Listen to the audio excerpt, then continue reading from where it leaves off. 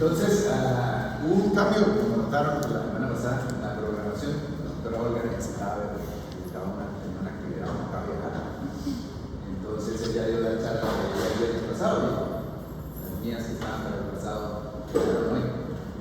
Entonces, los dos temas a presentarles hoy es el enfoque diagnóstico y de manejo inicial por atención primaria, médico general, pediatra, médico familiar, de trastornos hemorrágicos en el paciente pediátrico, y el enfoque de diagnóstico, tamizaje, enfoque inicial, sospecha de cardiopatías congénitas. Los dos temas que hacen parte de los conceptos que el médico general debe tener, a pesar de que no están como tal en la herramienta clínica ni en el IEPI, pero son temas que aunque no están explícitos, de todas maneras sí en algunas partes se mencionan. Por lo menos de esto, de los hemorrágicos, los estuvimos mencionando cuando vimos el taller de cáncer, de sospecha de cáncer. Una de las cosas que debe hacer pensar las manifestaciones hemorrágicas es el cáncer. Entonces, no viene explícito, pero no se menciona. Y de cardiopatías están mencionadas en diagnóstico diferencial de sibilancia, de falla de Medro, de todas maneras, en la ruta neonatal perinatal, pronto también está lo de detección y sospecha de cardiopatía congénita, en la rotación del neonato, ven ustedes también algo de esto. Entonces es para complementar estas cuestiones. Entonces, empezando con los trastornos hemorrágicos. Lo primero es tratar de presentarles cómo diferenciar los dos grandes grupos de trastornos hemorrágicos, de manifestaciones hemorrágicas que pueden tener los pacientes. Los que propiamente encuentran en los textos como hemorrágicos, que son las hemorragias secundarias, como veremos más adelante, y los que en la mayoría de textos hablan más como trastornos purpúricos, que son de la hemorragia primaria. Entonces son los dos grandes grupos, ya veremos más adelante clínicamente cómo diferenciarlo y enfocarlos, dependiendo si es un síndrome purpúrico o es un trastorno hemorrágico. Entonces eso es una de las cosas que vamos a ver. ¿Y qué se debe hacer inicialmente con esos pacientes en la atención ambulatoria? Muchos de ellos, como verán, y sobre todo si es de inicio reciente, van a tener que, si lo está viendo usted en consulta programada, mandarse urgencias porque necesitan hacerse al menos algunos estudios para ver si tienen marcadores de riesgo y ameritan dejarse hospitalizados o remitirse a centros superiores. Si ya es un paciente que está diagnosticado o un cuadro crónico, de pronto usted puede hacer manejo ambulatorio, pero las manifestaciones hemorrágicas, muchas de ellas son razón suficiente para, sobre todo de inicio reciente, para mandar al paciente a urgencias, para al menos hacerle unos estudios iniciales y de acuerdo a esos estudios y a esa observación definir el camino a seguir. Entonces, muchos de ellos no son para mandarlos para la casa, estudio ambulatorio, sobre todo si es de inicio reciente, requiere estudio relativamente urgente. La mayoría de las manifestaciones hemorrágicas, sobre todo de inicio reciente, el paciente ya está diagnosticado, pues es otro cuello. Como siempre, pues, yo no soy el autor de estas cosas que presento, simplemente presento las cosas que viene la literatura actual de la clasificación, el diagnóstico, el manejo inicial y la atención primaria, como decíamos. Entonces, ¿qué se debe preguntar? ¿Qué se debe observar? Viendo la metodología IEPI, pregunte, usted le evalúe y haga sus presunciones diagnósticas y su diagnóstico diferencial y evalúe, pregunte síntomas o hallazgos que prendan banderas rojas sobre patologías más graves. Entonces, esto es fundamental.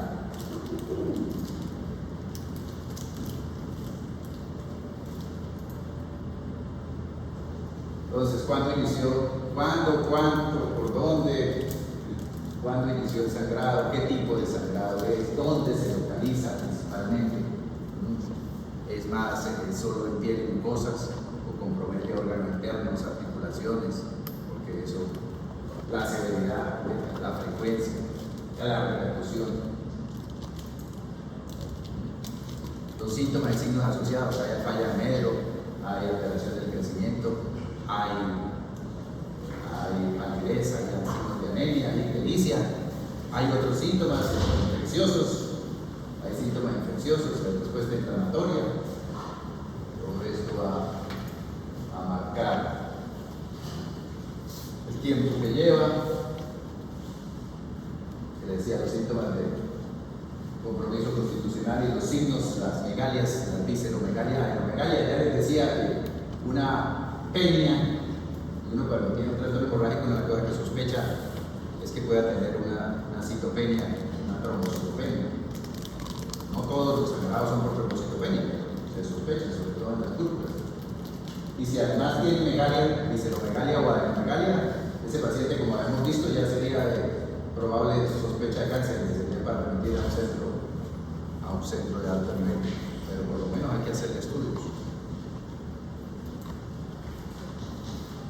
Los antecedentes personales, familiares, de enfermedades hematológicas, de tumores, y los antecedentes que toma el niño de medicamentos y que toma su núcleo cercano, porque el niño frecuentemente es inquieto y se toma las cosas de la abuela o de la mamá, entonces hay que ver qué drogas están al alcance del niño también, no solo cuáles tiene él formuladas, sino cuáles tiene al alcance que pudieran tomárselas, o qué droga, y en el caso de los lactantes, qué droga está tomando la madre. Si la madre está tomando algún medicamento que tenga efecto sobre el sistema hematológico y está lactando a ese bebé.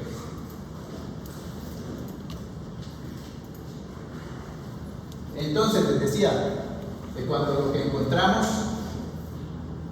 son este tipo de manifestaciones, exclusivamente manchas de piel, manchas en piel sin volumen, solo mancha en piel por pérdida sanguínea, o sangrado por mucosas, compromiso de piel tipo mancha y mucosas, es un trastorno de la hemostasia primaria, sería una púrpura. Trastorno de la hemostasia primaria, púrpura. Entonces, se pueden buscar, a veces eso no lo encuentran excesos como trastorno hemorrágico, hay que buscarlo por púrpuras.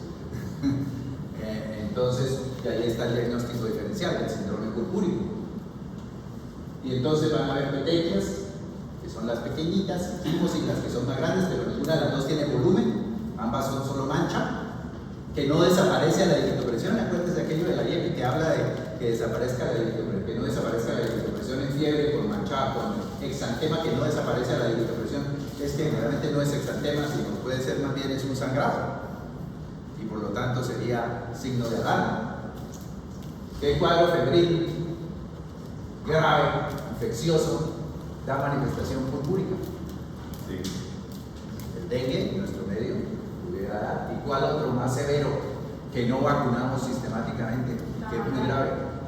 La malaria no vacunamos, pero esa poco da púrpura. Pudiera dar, pero no es lo frecuente que dé púrpura. ¿Qué otro da púrpura y evoluciona rápidamente hacia la muerte?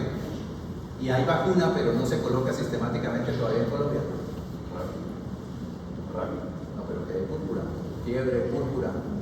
Y luego da signos neurológicos.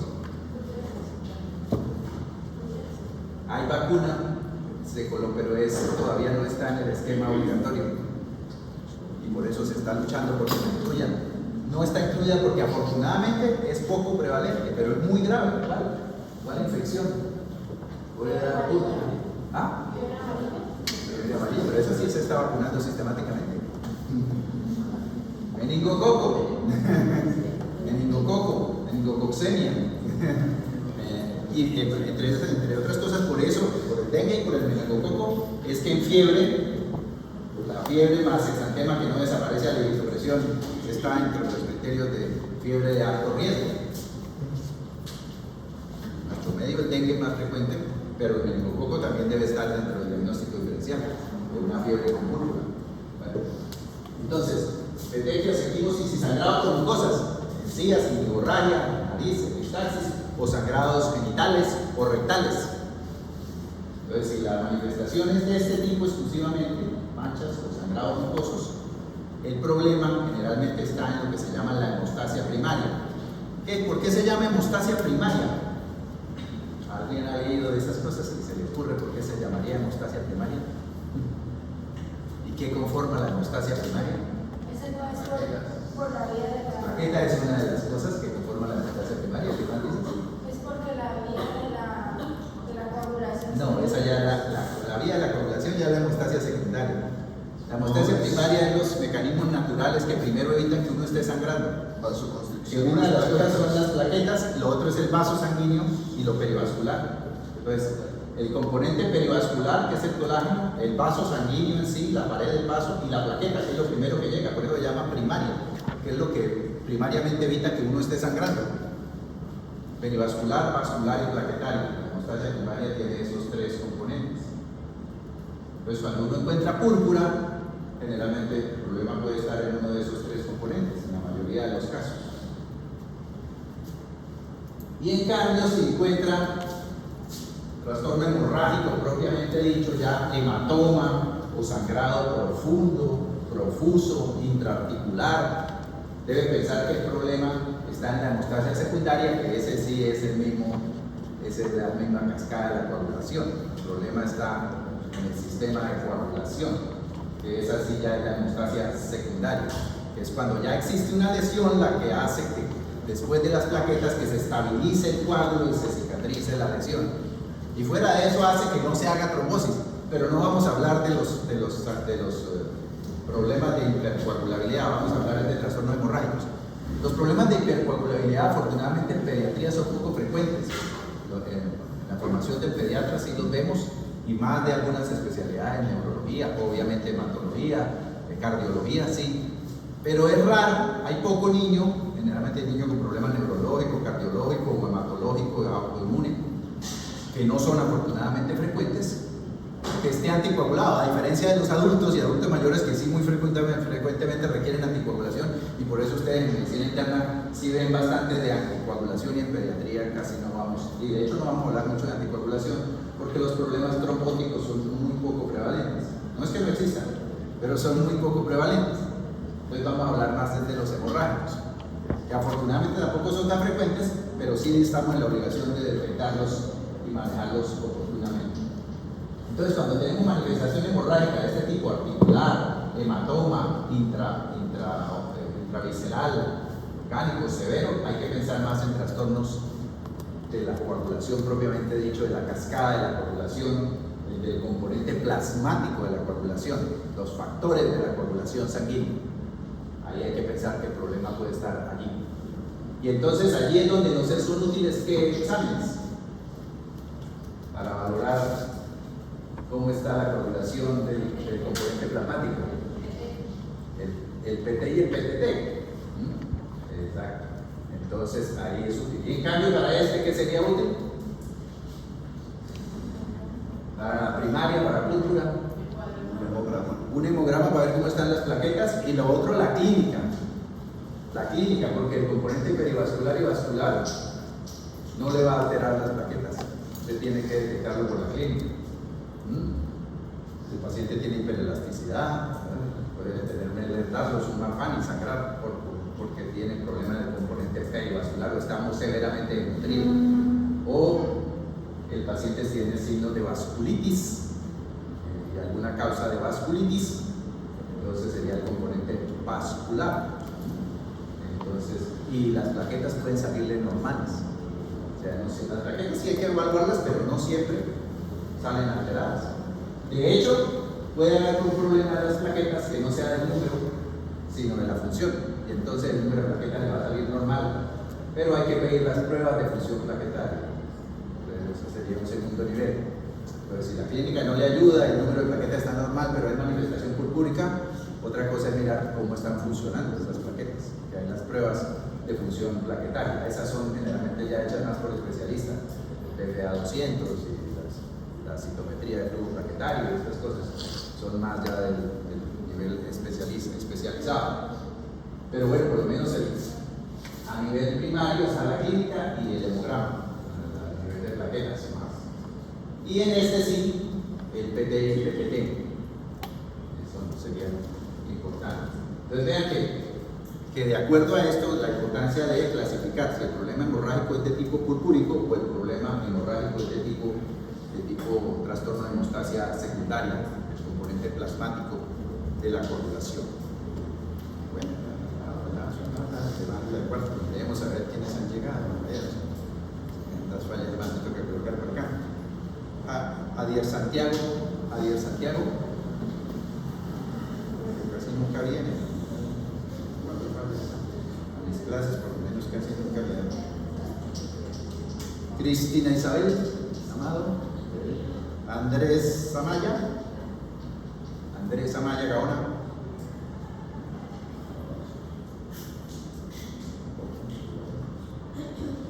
Angie Estefanía, Nelson Josué, Valentina Barrera, Humberto Mario, Mayra Isabel, Dana Carolina, Luis Fernando, dice Joana, Dana Valentina,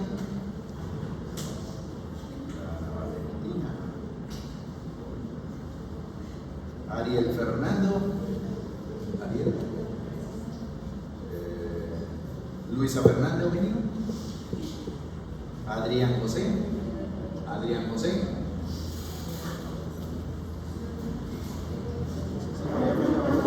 Daira Alejandra,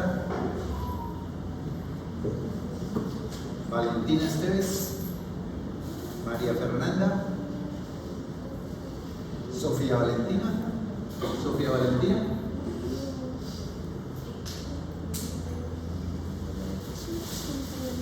Juliana Elves,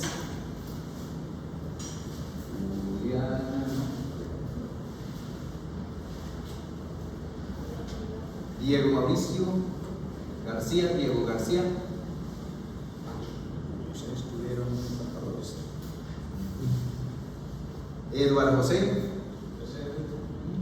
Laura Valentina Giraldo,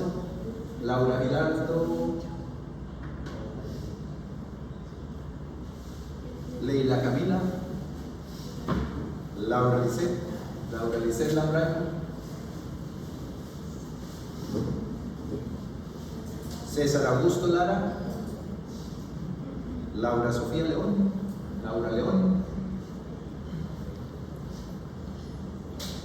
Samuel Isaac, María Fernanda Mancilla, Laura Juliana Martínez, de mi grupo,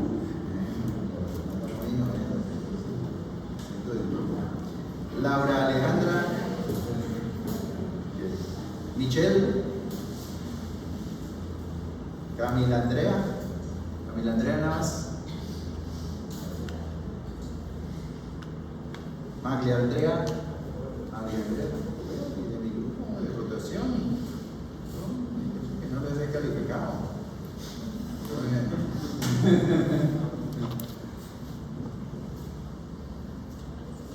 Linda Vanessa, Margaret Juliet, Keila Belén, Rafael, David Andrés Quintero,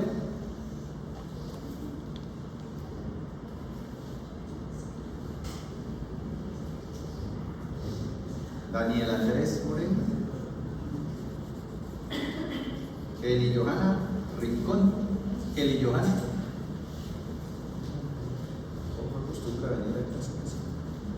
Natalia Isabel Romero, María José Sánchez,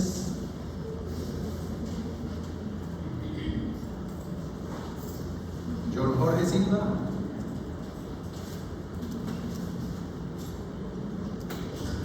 Daniel Suárez Moreno, Gabriela Valentina Gámez, y el H, Valentina Paola Vega, María Paula Vega, Jesús Andrés Vergara, tampoco acostumbra venir al caso. Camilo José Zambrano,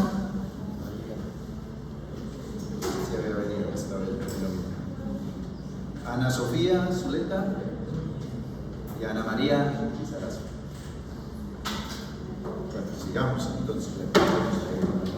Entonces, los dos grandes grupos de trastornos hemorrágicos, los purpúricos y los de la hemostasia secundaria, los componentes de los factores de la coagulación.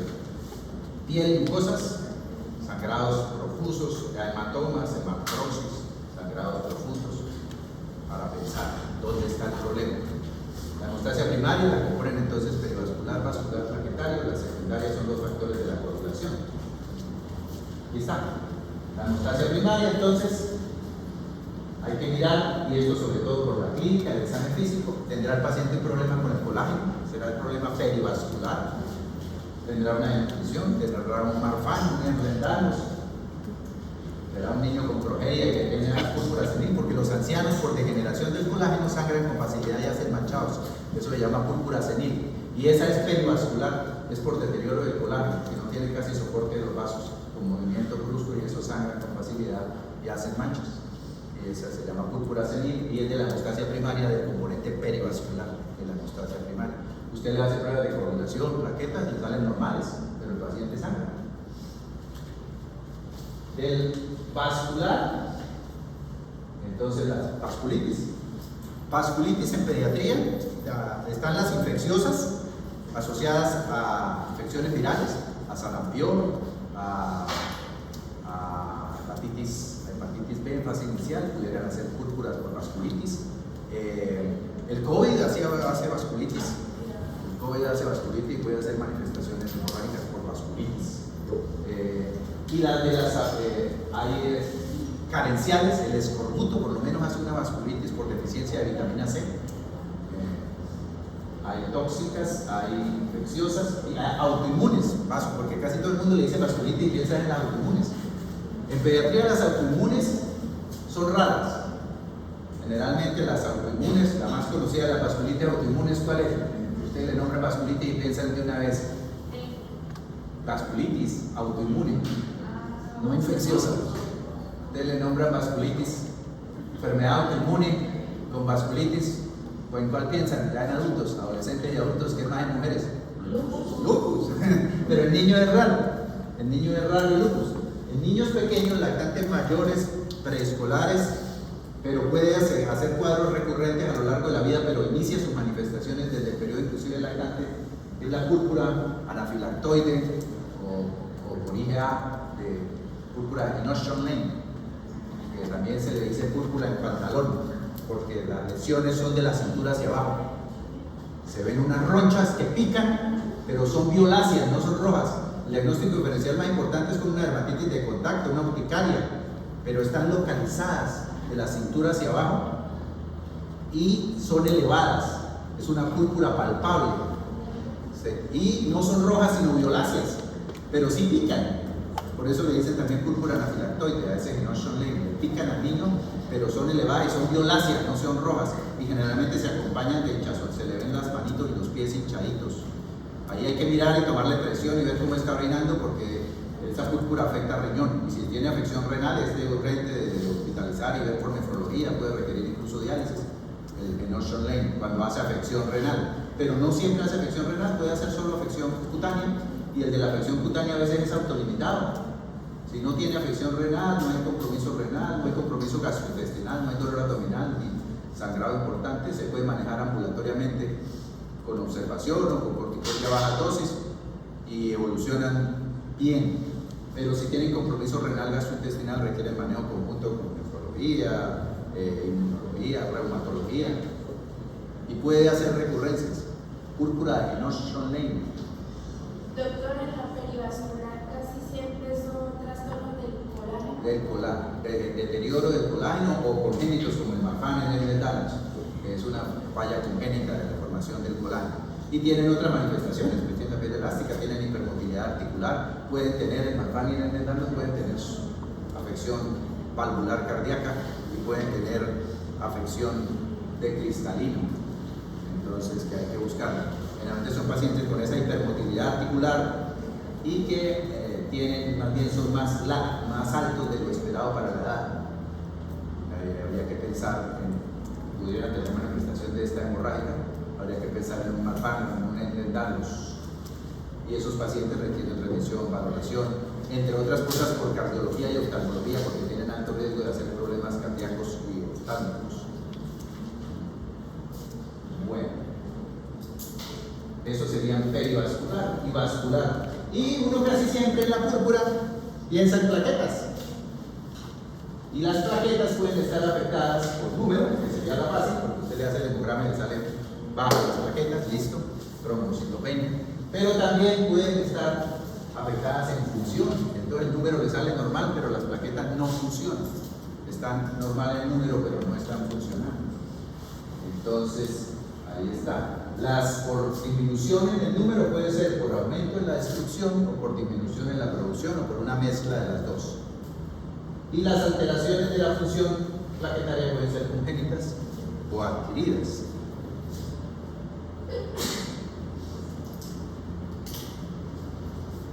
Entonces aquí empecemos a hablar con las trombocitopenias. Pero aquí el número de plaquetas está bajo. La causa más frecuente a nivel mundial de trombocitopenia aguda, ¿cuál es? De púrpura trombocitopénica aguda a nivel mundial. ¿No se les ocurre? La sigla es la misma de la que acabo de decir. Púrpura trombocitopénica aguda, pero es púrpura trombocitopénica autoinmune. La más común es la autoinmune, que generalmente es posinfecciosa. El paciente ha tenido una infección y una a 6 semanas después de la infección, ya está curado de la infección, empieza a hacer manifestaciones tipo púrpura, petechia, equimosis, sangrado por mucosas. Generalmente es por IgG, por una reacción cruzada que se fija a las plaquetas y las opsoniza, y entonces al pasar por el vaso se destruyen esas plaquetas. Entonces, hay una predisposición genética y ciertas infecciones, sobre todo virales, pueden desencadenar esa producción de anticuerpos que opsonizan las plaquetas y hacen que se destruyan. Esa es la púrpura trombocitopénica autoinmune. Y esa es la causa más frecuente a nivel mundial de púrpura trombocitopénica aguda. Sin embargo, en nuestro medio es más frecuente una que no es solo de la destrucción, que es mixta, que es la púrpura trombocitopénica, ¿vale?, infecciosa. Y ya me estuvieron nombrando aquí una de las causas más importantes de púrpura trombocitopénica infecciosa en nuestro medio. ¿Cuál? Lo han nombrado ya por ahí, pues, el dengue. En nuestro medio. Alguien ve con púrpura ya, dengue, tiene dengue. Aquí sí, en nuestro medio sí es de las causas más frecuentes. Los arbovirus, de ellos el dengue, produce púrpura, pero esa es infecciosa, no es autoinmune. Esa sí es por efecto del virus en sí, que hace que destruye la plaqueta y además frena la producción. El virus hace destrucción de la plaqueta y fuera de eso frena la producción medular de plaquetas. Entonces tiene doble mecanismo. La púrpura infecciosa es mixta en cuanto a la causa. Aumenta la destrucción y disminuye la producción, la infecciosa. La autoinmune es solo destrucción, no frena tanto la producción. Entonces, eso hay que tenerlo en cuenta. Entonces, el aumento de la destrucción estaría la autoinmune, y otra que hay que tener en cuenta de aumento de la destrucción, sobre todo en niños pequeños, y si tienen anemia, ictericia y oliguria, además de la púrpura, es el síndrome hemolítico urémico,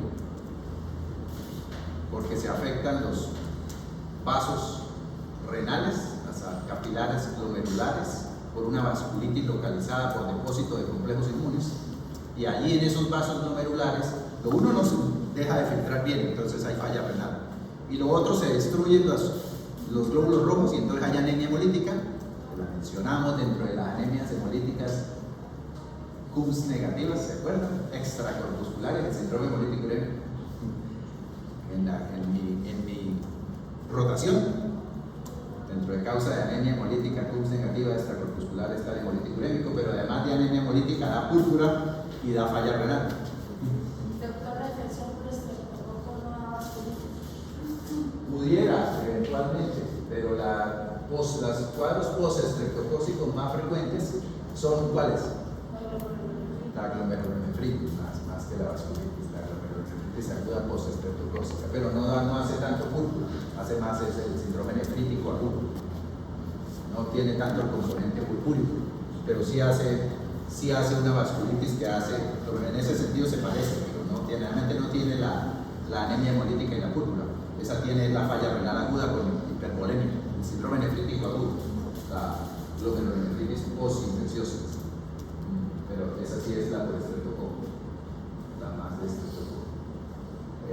Bueno, entonces eso hay que tener en cuenta. La PTA, lo que les digo, paciente con púrpura de inicio agudo, si lo está viendo usted en ambulatoria, lo tiene que mandar a urgencia porque hay que hacerle al menos unos estudios básicos, al menos el hemograma, y hay que observarlo y ver si tiene otros criterios. Y más aún, no solo a urgencia, sino de pronto a un tercer nivel, si tiene visceromegalia, si tiene compromiso del sistema nervioso central, si tiene fiebre asociada, pues más grave es una púrpura más uno de estos otros síntomas asociados, porque es más probable que tenga otra enfermedad grave que requiera intervención aguda. Entonces, importante recordar estas cosas. Ya si es un cuadro crónico y está diagnosticado, no, que es que tiene púrpura trombocitopénica autoinmune. Ellas usan con recurrencia a lo largo de la vida. Hacen recaídas, vuelven a aparecer. Hay formas crónicas que permanecen con síntomas y entonces requieren manejos crónicos. Entonces esa es la PTA y el hemolítico urémico, son los dos ejemplos más grandes de púrpura trombocitopénica de la hemostasia primaria por aumento de la destrucción de las traqueas. Ahí está el hemolítico urémico. ¿Sí?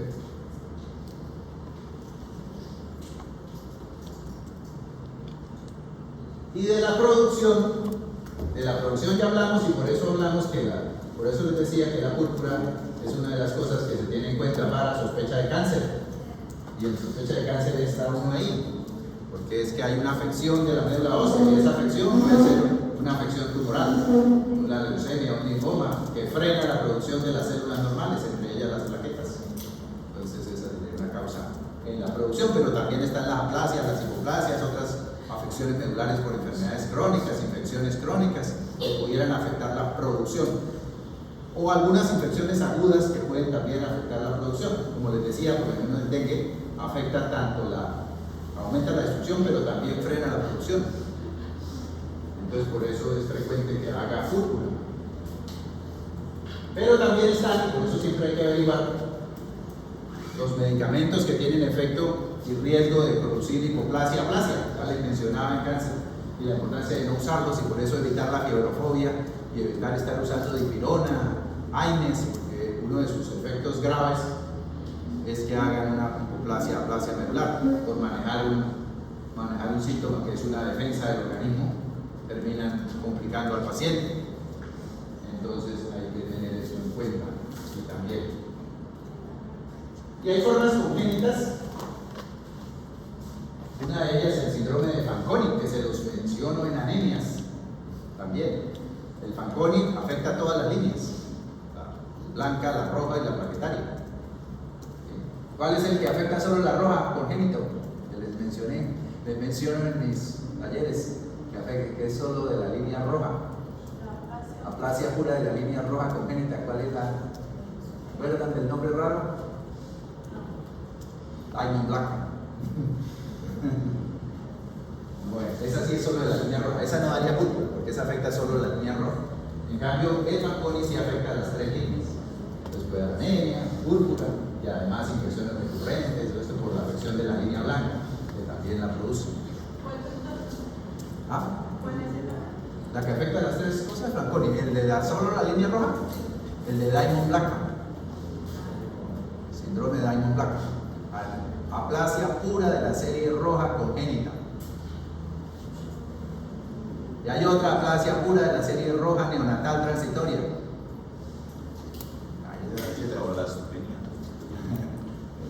Neonatal transitoria, que tiene también un nombre de una persona, pero no sé. Esa es transitoria y es neonatal. Wilson. Esa sinceramente me fui. Me acuerdo más de la placa y el nombre más sencillo. pero se me acuerdo más de la blanca que la congénita, que la transitoria neonatal. Bueno, aquí les decía, cuando hay ambas cosas, y un ejemplo de esto es el dengue, la púrpura infecciosa, aumenta la destrucción y frena la producción, la púrpura infecciosa aguda, pero ahí el paciente tiene un cuadro infeccioso, concomitante, mientras el autoinmune tuvo el cuadro infeccioso hace más de una semana, y ahora está haciendo ese cuadro púrpúrico. En este, pues el paciente está con síntomas de respuesta inflamatoria sistémica y síntomas de infección concomitantes. Y entonces ahí habrá que pensar en la PTI infecciosa, el paciente con una sepsis, el paciente con dengue, cualquier infección. Lo que pasa es que aquí estamos más acostumbrados a pensar en el dengue, pero una sepsis también da púrpura y podría dar también una infección viral severa, podría dar una infección micótica severa. Cualquier infección pudiera dar de forma severa una PTI, una púrpura trombocitopénica infecciosa. Vea, ahí por traerles, no se ve solamente justamente por todo. De esto que les nombré son solamente los más frecuentes. Es lo más frecuente. Si van ustedes a la Nelson o a la hematología de Austin y van a ver causas perivasculares, vasculares y plaquetarias, se van a encontrar con que hay muchísimas más. Lo que les acabo de nombrar de perivascular, vascular y plaquetario es lo más frecuente epidemiológicamente, pero hay muchas más cosas que podrían dar púrpura, trombocitopénica, que podrían dar púrpura trombocitopénica. Y además las plaquetas pueden estar afectadas en su función, no en el número. Eso era solo del número. Pero las plaquetas pueden afectarse en función. Si sale normal pero hace púrpura, puede ser que sea una afección de la función plaquetaria. Y ahí hay dos grandes grupos, adquiridas, de la más conocida de la función plaquetaria adquirida. ¿Cuál es? De hecho es el trastorno hemorrágico congénito más frecuente a nivel mundial porque es autosómico dominante. ¿El qué? No, la von Willebrand. Enfermedad de von Willebrand. Ese es el ejemplo de más resaltar en las congénitas, de la función plaquetaria. Porque recuerden que el von Willebrand tiene dos funciones: adhesión plaquetaria, pero también conforma el factor 8 activo. Entonces, por doble mecanismo, afecta el sistema de la coagulación, afecta realmente ambas vías, afecta realmente tanto la hemostasia primaria como la secundaria, con Willebrand. La primaria porque afecta la función plaquetaria y la secundaria porque no se conforma el 8 activo y entonces afecta también la hemostasia secundaria, la enfermedad de von Willebrand. Este es el ejemplo de las congénitas plaquetarias de la función. Ahí el número de plaquetas está normal, pero las plaquetas no funcionan, no se pegan, ¿no? Entonces va a haber un compromiso de la adhesión y agregación plaquetaria.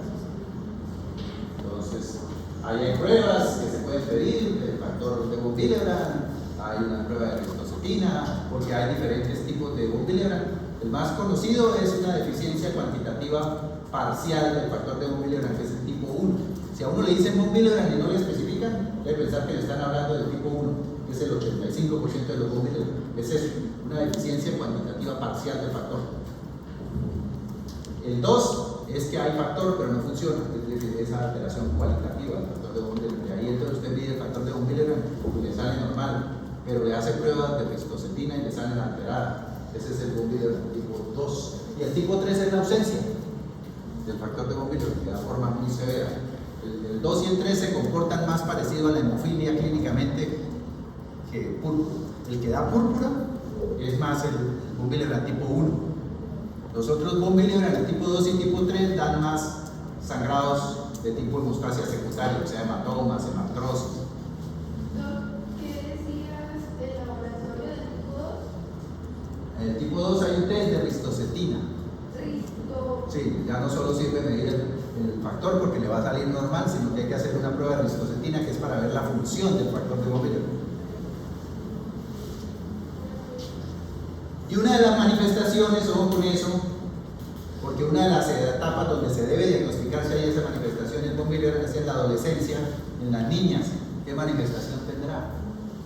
La hemorragia frontal. Las hemorragias excesivas. Una de las cosas que hay que investigar en Montpellier, porque el trastorno hemorrágico congénito es más frecuente, pero no siempre da manifestaciones. Por lo menos conozco el caso de una colega que la hija le diagnosticaron von Willebrand y ella había tenido las hijas por cesárea, que nunca había hecho. Cuando hicieron el estudio genético, venía por el lado de ella y ella no hizo nunca manifestaciones. Pero bueno. Y las adquiridas están las inducciones de medicamentos de efecto antiagregante, la aspirina, los AINES, o enfermedades crónicas que afectan la agregación a lesión plaquetaria, como la enfermedad renal crónica o la insuficiencia hepática crónica. Entonces, congénitas y adquiridas, trombocitopatías. Le digo, aparte del von Willebrand hay otro montón de posibles trastornos plaquetarios congénitos, pero esos afortunadamente son mucho menos frecuentes, son más raros, pero ahí sí los dejo para que los revisen y los lean. Ahí está. Y de nombres fuera de eso bien complicados. Los von Willebrand les parece complicado, estos sí que tienen nombres raros, Cheliak y Gashi. ¿De qué?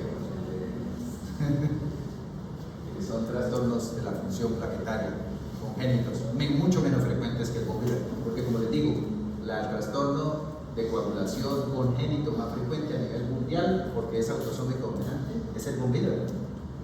Lo que pasa es que muchos pacientes no hacen manifestaciones, hacen muy poca manifestación.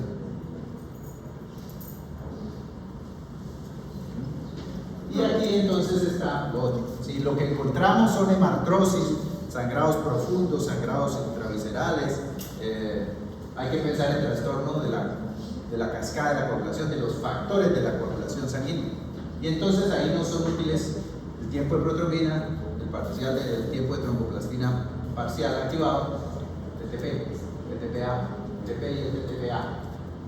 No son útiles para ver, porque generalmente están alterados uno de los dos o los dos.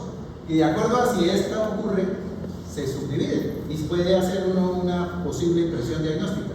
Así tiene solo alterado el tiempo de protrombina, si tiene solo alterado prolongado el tiempo de tromboplastina parcial activado, o si tiene los dos prolongados. Entonces, de ahí usted debe hacer la sospecha, de acuerdo a qué tiempo es el que está prolongado, o si son los dos tiempos. Entonces, aquí para recordarles los nombres y los números romanos de los factores de la coagulación, que si usted lo nombra romano tiene que nombrar como es, porque si usted le pone mal el nombre, pues está nombrando otro. Sí. Si no, pues, y estos son los nombres latinos, pero son más enredados, ¿no? Es más fácil tratar de aprenderse los números romanos que el binomio sí, pero por ejemplo el factor proacerina, factor de no, es más fácil aprenderse los números romanos. Entonces, Stuart Hoover, por ejemplo, es más fácil los romanos, con todo el que cuesta el trabajo, pero es más fácil acordarse de los números romanos. Y bueno, recordar que 4 es ¿qué? Calcio.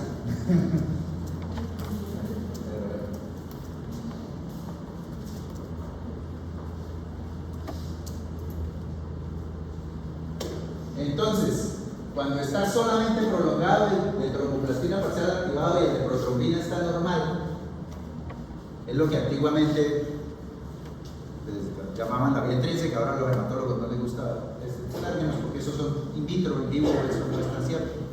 Pero lo de los tiempos sí sigue siendo cierto. Los que tienen alterado solo el TTP, TTPA, con el TP normal, hay que pensar.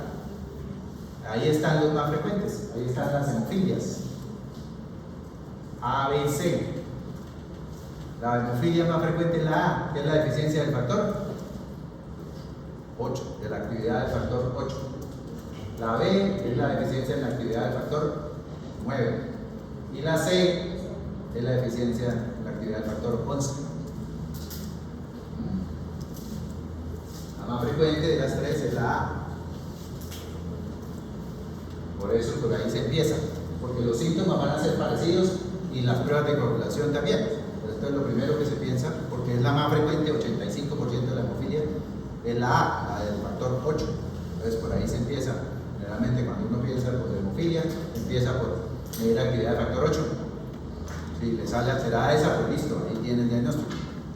Ahí lo confirma. ¿Sí? Y si no, pues piensa el 9 o en 11. La del 11 es una excepción, porque a pesar de ser un trastorno de la hemostasia secundario, produce manifestaciones más purpúricas, pero da solo en judíos, que ahora están de moda por la guerra.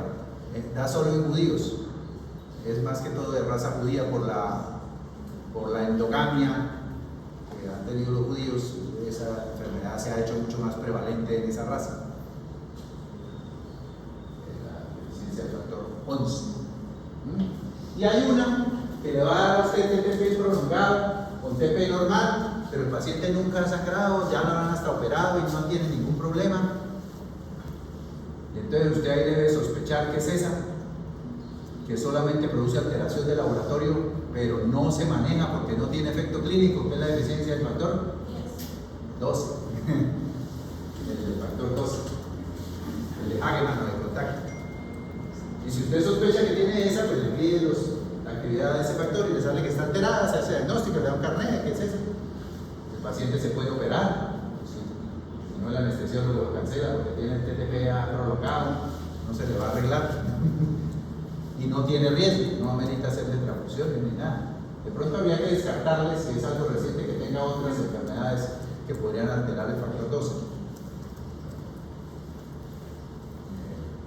Anticoagulante lúpico, pero de por sí, por sola la deficiencia del factor 12, no sería contraindicación de cirugía. Mientras que una deficiencia de hemofilia, pues tiene usted que primero tratarlo antes de operarlo, porque si no se le va a complicar al paciente. Entonces, eso para ver si. Entonces aquí va a estar prolongado el TTPA con un TP normal.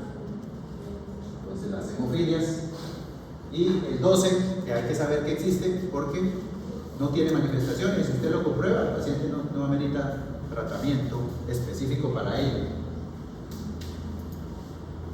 Aquí por recordar, el 9, los valores de los tiempos. El de tromboplastina parcial activado en niños se considera prolongado si está por arriba de 37 segundos. En adultos generalmente se usa el 40, bueno, no es mucha la diferencia, pero en niños se prefiere usar, en menor de 18 se prefiere usar 37 segundos que 40, que es el valor que se usa de corte del adulto. Generalmente el mayor riesgo de hemorragia se tiene cuando se duplica ese tiempo, o sea, si está por más del doble de esos valores, pues el riesgo de hemorragia es mucho más alto en ese paciente, cuando el tiempo está más de 2 veces el valor límite. El valor límite es decir. Y en el de protrombina, recordar que aunque existen los valores en niños 12, en adultos 14, por arriba de ese segundos, por arriba de ese valor estaría alterado, debe usted fijarse, si usted pide un tiempo de protrombina y solo le reportan el tiempo de protrombina, ese laboratorio no es confiable, porque deberían reportarle el control diario y el INR. Si solo le reportan tiempo de protrombina, no le ayuda mucho. Tiene usted que ver el INR y el control diario en tiempo de protrombina. El solo valor del tiempo de protrombina no es muy útil. Entonces, recordar eso. Eso lo vieron en adultos, porque para control de anticoagulación en adultos les hablan de esto, ¿no? Ah, bueno. Y si se acuerdan, ya se lo olvidó. La diferencia solamente son un par de segundos. Mira, el niño es 12, el adulto es 14, el TP. Y el niño es 37, el límite del TPA, y el adulto es 40. No es mucha la diferencia. Para recordarles. El que tiene solo prolongado el TP, solo el tiempo de protrombina prolongado con el tiempo de tromboplastina parcial activado normal, ahí habría que pensar en una alteración del factor 7 de la coagulación. El factor 7 de la coagulación. El manejo porque pues estos son de manejo por especialista, generalmente por segundo especialista, por hematólogo. Actualmente los manejos de los factores se indican manejarlos con el factor específico creado por tecnología sintéticos, que antiguamente eran extraídos de humanos, ahora son sintetizados, factor 8 sintético, factor 9 sintético, porque tienen menos riesgo, no tienen problema con los que tienen ciertas religiones que no aceptan derivados de otros humanos. Estos son sintetizados en laboratorio y tienen menos riesgo de hacer reacciones de rechazo. Anteriormente usábamos el plasma, los crioprecipitados, que sí son derivados de sangre. Por lo menos para la hemofilia A, si no se tiene el factor, se podría usar crioprecipitado. Lo mismo que para el von Willebrand severo, con sangrado severo, podría usarse crioprecipitado, o para deficiencias de fibrinógeno severas, podría usarse crioprecipitado. Si no se tiene fibrinógeno, podría usarse crio. En cambio, en la hemofilia B y C, en el factor 7 y en otros del componente plasmático de la coagulación, si no se tiene el factor específico, se puede usar plasma fresco. Pero lo que le digo, la tendencia actual y la primera indicación en lo posible es usar los factores sintéticos que tienen mucho menos riesgo y mucho menos problemas. Si no hay, que puede ocurrir con nuestro sistema de salud, toca volver a usar los crioprecipitados del plasma, pero realmente debería ser más de la historia, pero todavía se están usando, sobre todo en regiones lejanas. En las capitales, en los centros de tercer, cuarto nivel se usan los factores específicos, pero en provincia todavía se siguen manejando con críos y plasma porque no se consiguen los factores. Entonces, cuando están ambos tiempos prolongados, vía común, ahí estarían la coagulación intravascular, los trastornos congénitos del fibrinógeno, la coagulopatía de consumo, la hepatopatía severa, la falla hepática severa, porque la falla hepática severa afecta a todo, incluso afecta también la parte plaquetaria y toda la coagulación. La falla hepática severa produce una prolongación de todos los tiempos. En fase inicial de daño hepático se prolonga primero el TP, pero cuando ya la falla hepática severa, generalmente están los dos tiempos prolongados y el INR. Por eso el INR, porque el INR no mide una fase específica, es un medidor global de la coagulación, ¿no? Y por eso es que el INR es marcador de falla hepática dentro de las escalas de falla hepática. ¿Sí recuerdan? Escalas de insuficiencia hepática, ya el olvidó de la medicina interna. Bueno, el INR hace parte de las escalas para colocar al paciente en programa probablemente de trasplante hepático, y eso porque el hígado es de los productores de la mayoría de los factores de la coagulación más importantes. Entonces la falla hepática severa va a alterar el INR, y un INR más del doble, más de 2.5, o sea, más del doble del valor normal, quiere decir generalmente que el hígado está muy mal. El hígado está muy mal. Hay un tercer tiempo, que es el tiempo de trombina, pero ese lo hacen solo en laboratorio especializado. Cuando hacen un tiempo de trombina podría suprimir estos en dos. Uno en que falla todo, que generalmente el problema es en el fibrinógeno, porque se consume o porque hay un desgaste o porque hay una deficiencia congénita de fibrinógeno, que es la que se manejaría con trigo, las bacterias son más con plasma y con la causa, o una falla hepática severa. Y cuando están los dos prolongados, si tiene usted cómo hacer TT y el TT es normal, ahí es donde se debe pensar en problemas de la vitamina K. Porque a veces ve uno que erróneamente a todo el que sangra le anda poniendo vitamina K. No tiene indicación. La indicación de la vitamina K es cuando uno piensa que el problema está ahí. ¿Sí? Para alguien de problema plaquetario ponerle vitamina K no va a servir para nada. A una púrpura ponerle vitamina K no tiene ninguna justificación. La vitamina K está acá, ¿verdad? Ahí es donde estaría justificada. Hay una forma congénita de deficiencia de vitamina K. ¿Cuál es? ¿Y en quiénes se presenta? Una forma neonatal. La forma neonatal de deficiencia de vitamina K. nacido. De hecho, le dice así, si a uno no le dice nada más, debe entender que están hablando de la forma neonatal de deficiencia de vitamina K, que se produce ¿por qué? Los pasos de adaptación neonatal. Porque no se le pone la vitamina K. Y los niños tienen muy poca reserva. Si no se le coloca, tiene el riesgo de desarrollar una enfermedad hemorrágica recién nacida. O si no se inicia vía oral, porque le coloca la vitamina pero no le inicia vía oral, la vitamina K, fitomenodiona, es producida por la microbiota colónica que se adquiere en los primeros 5 días de vida. Si usted deja al neonato sin vía oral, no se le va a producir la flora intestinal, no va a producir vitamina K. Al que se deja sin vía oral, hay que seguirle colocando vitamina K semanal hasta que ya se inicie y se active el sistema digestivo, porque si no, no la va a producir. A recordar de la vitamina K,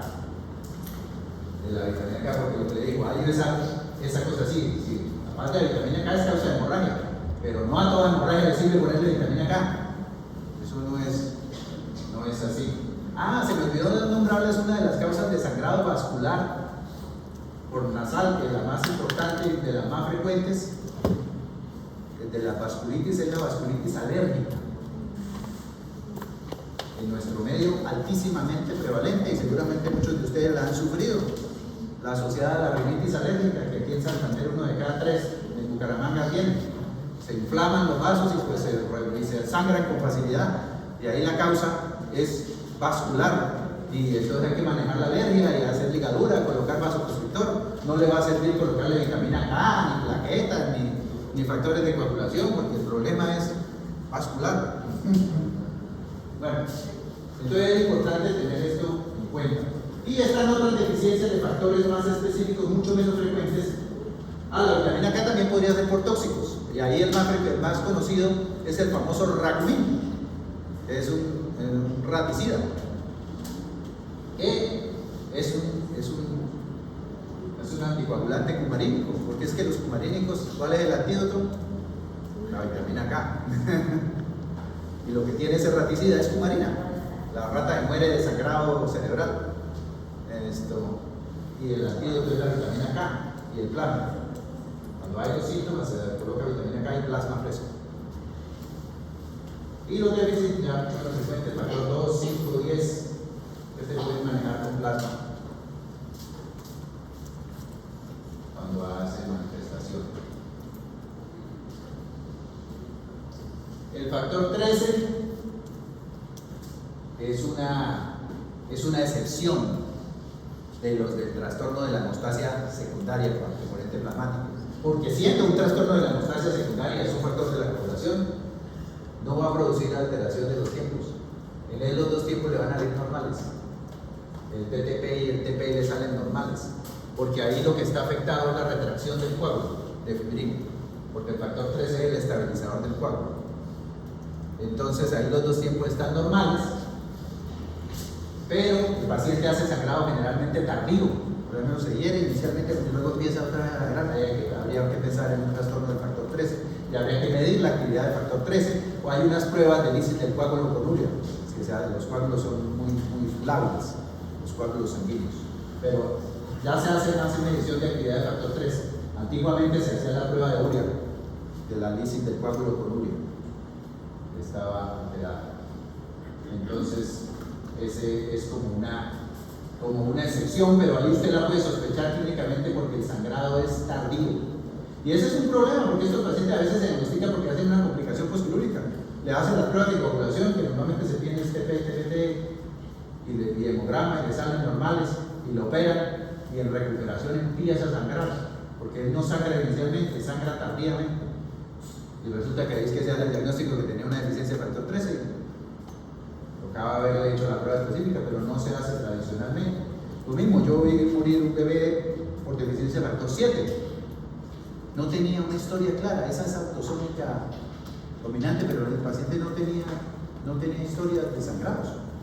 Nació, se le dio salida, yo lo vi llegar cuando llegó ya, llevaba choqueado severamente por una hemorragia, tenía una zona rural de Lebrija.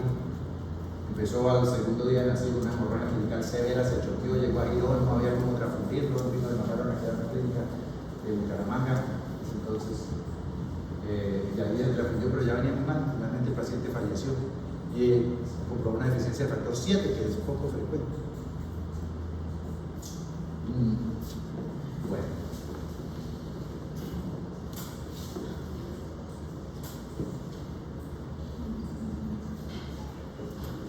Ya, eso es para decirles.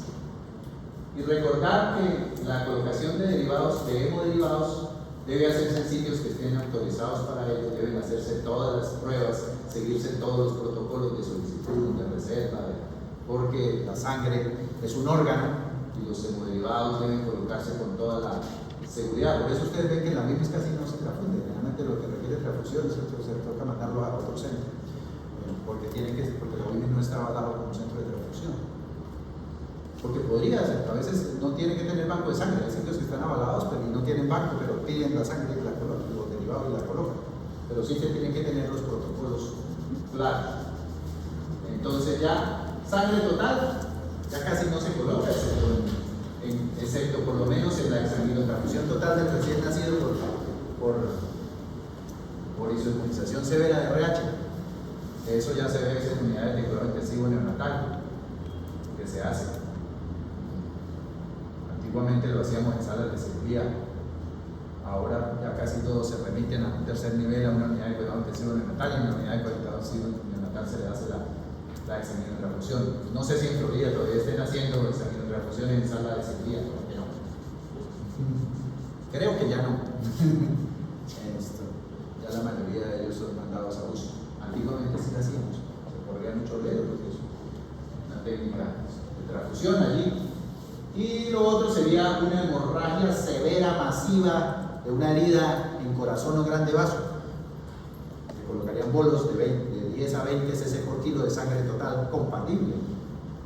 Lo que es difícil porque para hacer los estudios de compatibilidad alguien con una hemorragia tan severa. Pero bueno, y de todas maneras tiene riesgo, usted lo puede salvar y después morirse de reacción transfusional, sobre todo si le coloca más de una volemia. La volemia son 70 cc por kilo. Usted le coloca el tercer bolo, ya le está colocando 60 cc por kilo. El riesgo de que le haga rechazo y se muera, pues aún con todas las pruebas. Si usted coloca mucha sangre, el riesgo de mortalidad en pacientes ya mayores de 2 meses es muy alto. Los únicos que admiten la recambio sanguíneo total son los neonatos por su madurez. Pero un adulto, cuando usted le coloca la volemia o más de la volemia, muy probablemente que muera de reacción transfusional haciéndole todas las pruebas. No la va a tolerar. Por eso generalmente se colocan solo los hemoderivados y los cristaloides y los inotrópicos, porque colocar mucha sangre no es tolerable. El plasma, ya les decía, la coagulación intravascular, todos, los críos, pero lo que les digo, se tiende ya a preferir la colocación del factor específico. Esto es cuando no se consigue el factor, no está disponible. La dosis entonces de sangre de 20 cc por kilo en los bolos en los verdes. En la exsanguinotransfusión es un poco más de 2 veces la volemia, lo que se le hace el recambio sanguíneo total, más o menos 160 cc por kilo a ese neonato.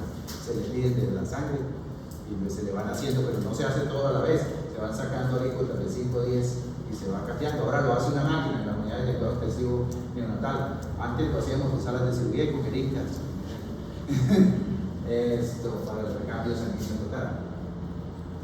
El plasma fresco y los glóbulos rojos empaquetados son 10 a 15 cc por kilo, lo que se coloca cuando tenga indicación absoluta y no se consiga otra cosa. Y de los críos son 5 a 10 cc por kilo, los bolos que se colocan.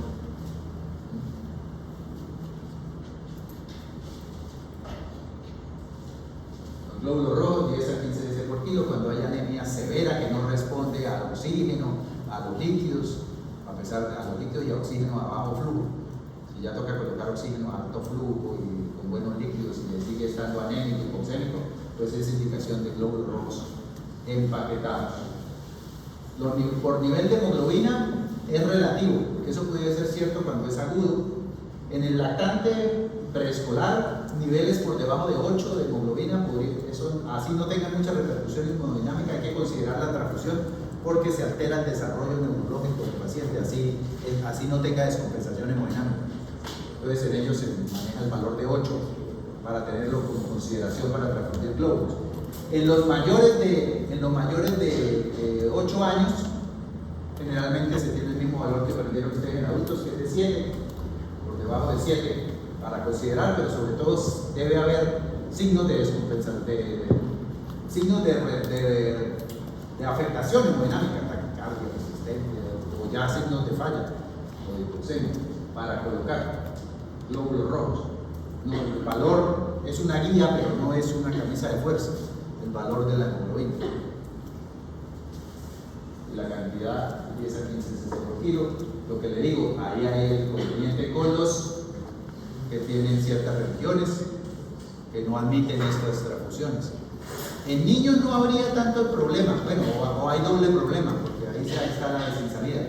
Porque recuerden que en pediatría, en menor de 18 años, en Colombia, eso no es en todos los países, en Colombia, el tutor para enfermedad, el que responde y decide en enfermedad, es el médico de mayor rango.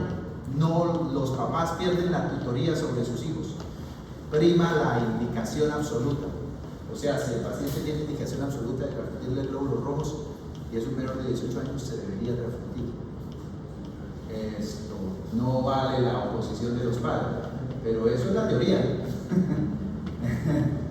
En la realidad es difícil, hay que tratar de convencer, explicar estas cosas, indicar por qué, dar la claridad sobre la indicación. Pero eso es así aquí en la legislación colombiana. Porque si usted no lo transfunde porque el papá se opone y el niño muere, después le llega una investigación de oficio y puede usted terminar preso por mala práctica. O llega después el abuelo que no es de la misma creencia y dice que dejaron morir al nieto y después el papá no. Usted la lleva, porque aquí en Colombia no hay esa, no debería. Legalmente no se podría ni la salida voluntaria ni la oposición a un tratamiento que esté indicado dentro de la Lex Artis, esté claramente indicado en las guías.